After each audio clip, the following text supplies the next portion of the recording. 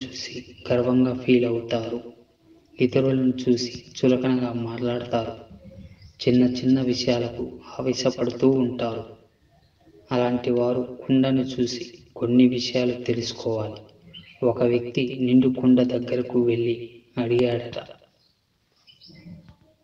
నువ్వు ఎలాంటి పరిస్థితుల్లో అయినా చల్లగా ప్రశాంతంగా ఉంటావు, ఇది ఎలా సాధ్యం అని.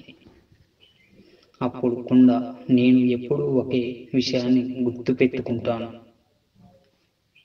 నేను వచ్చింది మట్టి నుంచే, మట్టిలోనికే వెళ్తాను.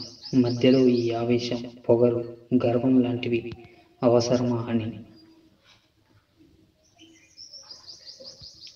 ధనవంతులమని విర్రవీగుతున్న వారు ఈ కుండ చెప్పిన నీతిని అర్థం చేసుకోవాలి. ఎంత డబ్బు ఉన్నవారు కలిసేది మట్టిలోనే.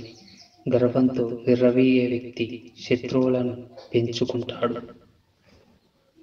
మిత్రులను దూరమయ్యేలా చేసుకుంటాడు. గర్వం తలకెక్కిన ప్రతి ఒక్కరూ ఓసారి శ్మశానం వైపు చూడండి. మీలాంటి ఎంతోమంది గర్వంతో నిండిపోయిన గొప్ప వాళ్ళు అక్కడే మట్టిలో కలిసిపోయారు.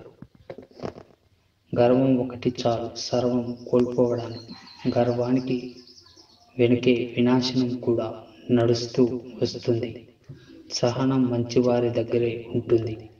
గర్వం, అసూయ చెడ్డవారి దగ్గరే ఉంటాయి. మీరు ఎలాంటి వారో మీరే నిర్ణయించుకోండి.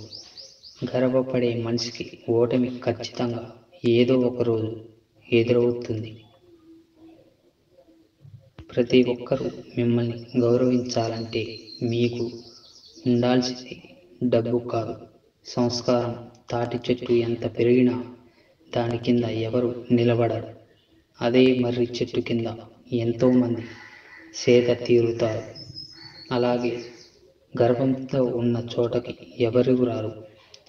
ఒంటరిగా బతకాల్సిందే. ఒక మనిషికి సంపాదన పెరిగే కొద్దీ అహంకారం, గర్వం పెరుగుతుంది, వివక్షణ తగ్గిపోతుంది. అహంకారం పెరుగుతుంది అంటే పతనం ప్రారంభమవుతుందని అర్థం చేసుకోవాలి. మీ అధికారాన్ని, హోదాని చూసి వచ్చే గౌరవం శాశ్వతం కాదు, మీ మంచితనమే శాశ్వతం. డబ్బులు ఉన్నాయి కదా అని ప్రతి ఒక్కరిని చులకనగా చూడడం మానేయండి. ఒక్కోసారి వ్యర్థంగా పడేసిన కాగితం కూడా ఏదో రోజు గాలిపటంలా మారి పైకి ఎగురుతుంది. అప్పుడు మీరే తలెత్తి చూడాల్సి. మీ అహంకారం, గర్వం, కోపం ఇవన్నీ డబ్బు వల్ల వస్తే మిమ్మల్ని నడి రోడ్డుపై నిలబెట్టే పరిస్థితులు వస్తాయి.